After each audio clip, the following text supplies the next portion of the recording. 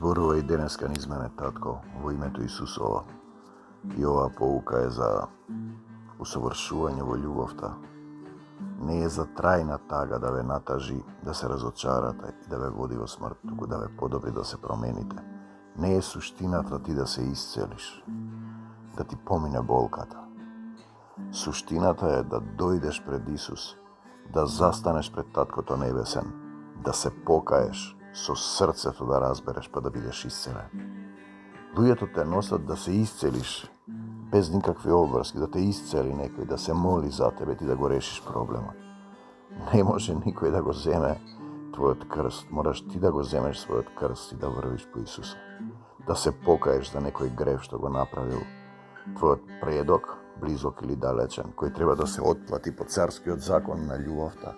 Што си правил, тоа ќе ти се прави. Другата патека, тесната патека на животот е да му предадеш се на Господ Исус Христос, срцето, душата, умот, мислите, чувствата, телото да биде храм на Духот Свети, да се вратиш во Негова собственост, да се покаеш и тогаш ќе примиш сила, свет целив и ќе бидеш трајно исцелен. Краткотрајни исцелувања, операции, лекови, третмани разни, само го одложуваат проблемот, не те носат до Исус, ти остануваш во тој грев и нема да биде добро. Симптомот сигурно ќе се врати, ќе се вратат уште 7 по 77 демони, со други 10, 15, 20. Знаете, никој никого не може да исцели. Потребно е да дојдеш, да се вратиш, да се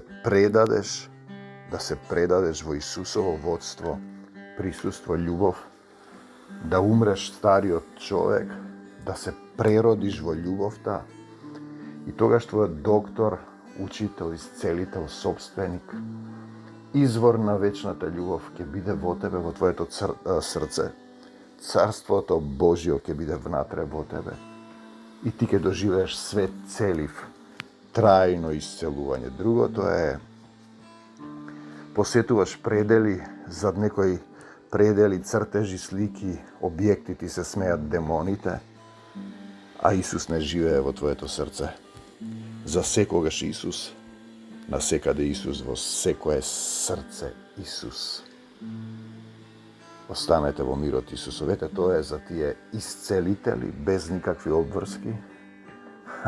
Исус е единственото вечно и трајно исцелување.